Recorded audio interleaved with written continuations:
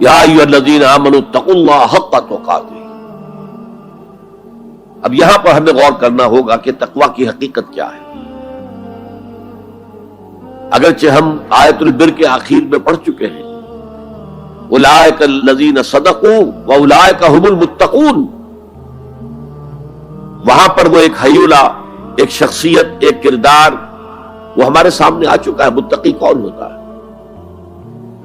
لیکن یہ موقع مناسب ہے کہ یہ لفظی معنی اس کے کیا ہے۔ عام طور پر جو ترجمہ کیا جاتا ہے اللہ سے ڈرو، یہ اچھا ترجمہ نہیں ہے،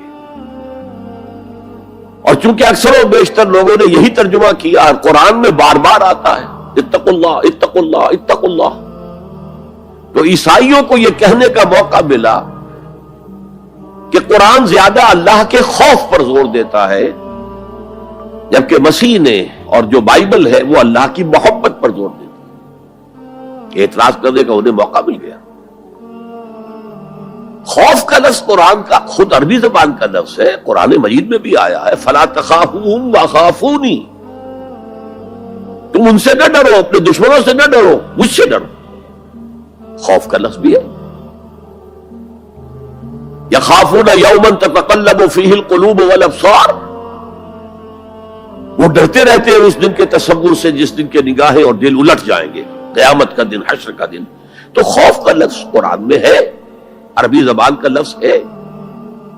تقوی کے معنی خوف نہیں،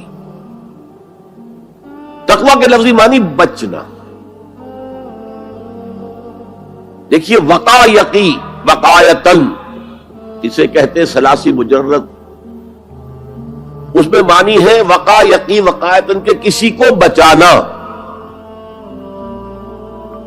اور آپ بڑی آسانی سے یاد رکھ سکیں گے کہ جو ہماری دعا ہے،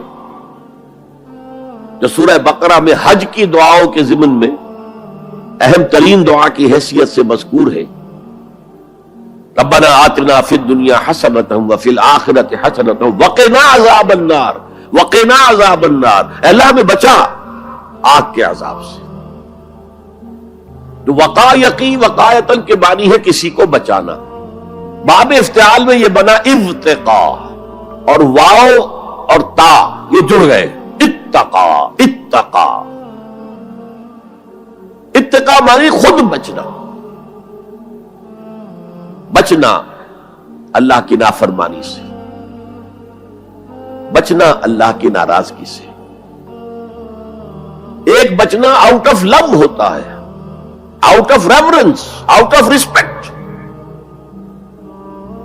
ایک سلیم الفطرت بیٹا چاہے گا کہ میں کوئی ایسی حرکت نہ کروں کہ میرے والد کو اس سے دکھ پہنچے، یہ بھی بچنا ہے۔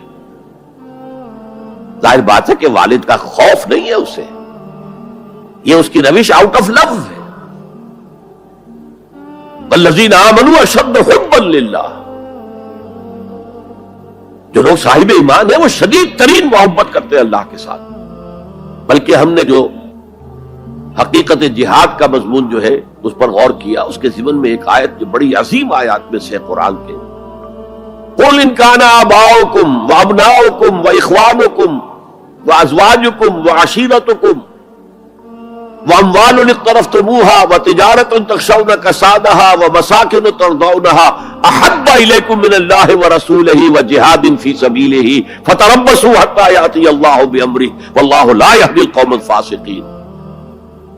اے نبی ان سے کہہ دیجئے کہ اے لوگو، اگر تمہیں اپنے باپ اور اپنے بیٹے اور اپنے بھائی اور اپنے زوج، مرد کے لیے بیوی، بیوی کے لیے شوہر، اور اپنے رشتہ دار اور اپنے وہ مال جو تم نے بڑے محنت سے جمع کیے ہیں، اور اپنے وہ کاروبار جن میں کساد کا، سرد بازاری کا تمہیں خوف لاحق رہتا ہے، مندہ نہ ہو جائے،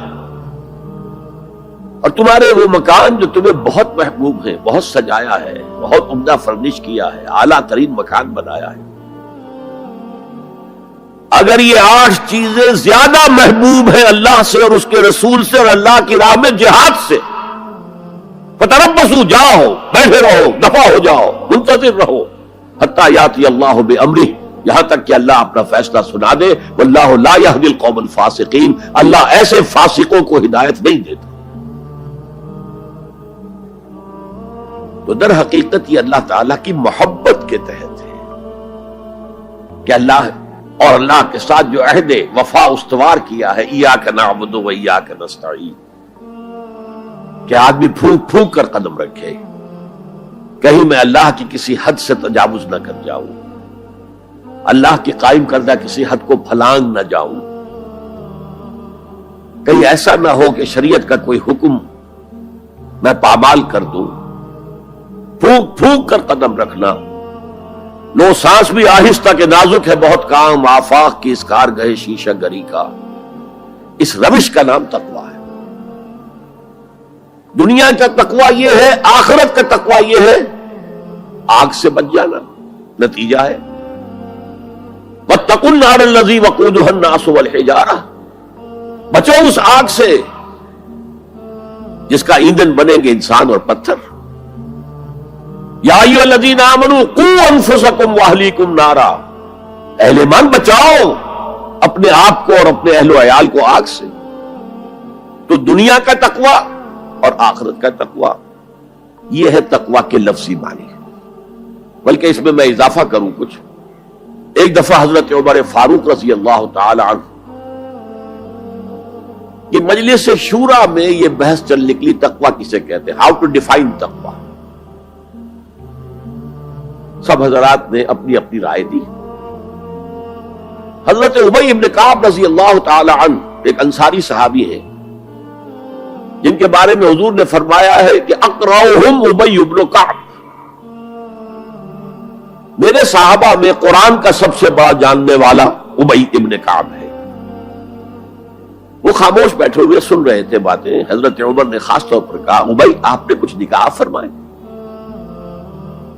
اب انہوں نے کہا کہ امیر المومنین دیکھیے، اگر کبھی آپ کو کسی ایسے جنگل میں سے گزرنا پڑے جس میں کوئی پگڈنڈی نہیں ہے، بڑی اونچی اونچی گھاس ہے اور قدم قدم پر خاردار جو ہیں جھاڑیاں ہیں، تو آپ کیسے گزریں گے؟ جسے میں بار بار کہہ رہا ہوں، پھونک پھونک کر قدم رکھنا۔ دیکھ لو کہیں اس گھاس کے اندر یہاں کوئی سانپ جو ہے وہ کنڈلی مارے بیٹھا ہو، تمہارا پاؤں سانپ پر جا پڑے، یا کسی اور موذی جانور کے بل میں پاؤں جا پڑے، یا کہیں تمہارے کپڑے جو ہے وہ کسی جھاڑی کے کانٹوں میں الجھ جائے، بچ بچ کر نکلنا، یہ تقویٰ ہے۔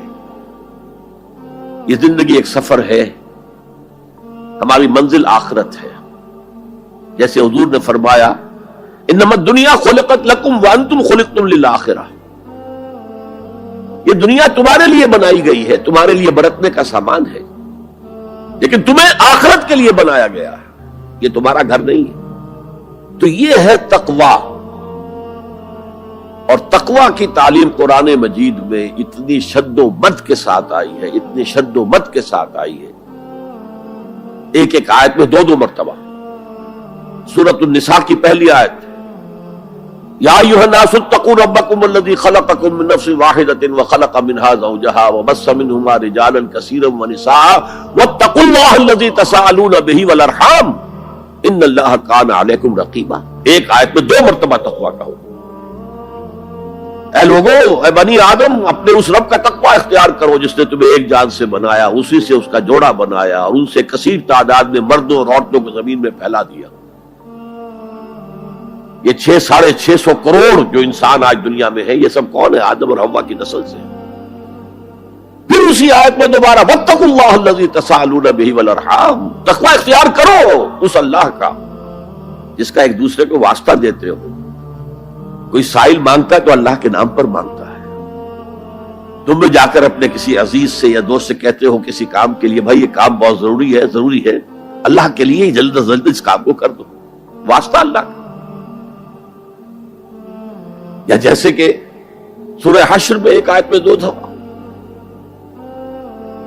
یا ایھا الذین آمنوا اتقوا اللہ ولتنظر نفس ما قدمت لغد واتقوا اللہ ان اللہ خبیر بما تعملون۔ اے ایمان والو، اللہ کا تقوی اختیار کرو، اور دیکھو کل کے لیے کیا بھیج رہے ہو آگے. تمہارے اعمال جو جا رہے ہیں، جمع ہو رہے ہیں تمہارے نامہ اعمال میں، وہ اعمال کون سے ہیں، اچھے ہیں یا برے ہیں؟ اور اللہ کا تقوی اختیار کرو اور دیکھو، جان لو وہ تمہارے اعمال سے باخبر ہے، بے خبر نہیں.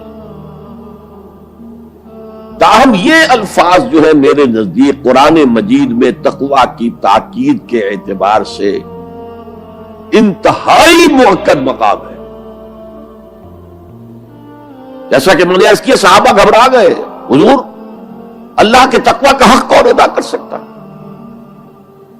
پھر جب سورہ تغابن کی آیت نازل ہوئی تو ان کے جان میں جان آئی. وہاں فرمایا گیا فاتقوا اللہ ما استطعتم، اللہ کا تقوی اختیار کرو جتنا بھی تمہارے حد استطاعت میں ہے، امکانی حد تک اللہ کا تقوی اختیار کرو. پھر جان میں جان آئی. آدمی اپنے مقدور بھر اپنی ہمت کے مطابق تو کام کر سکتا ہے.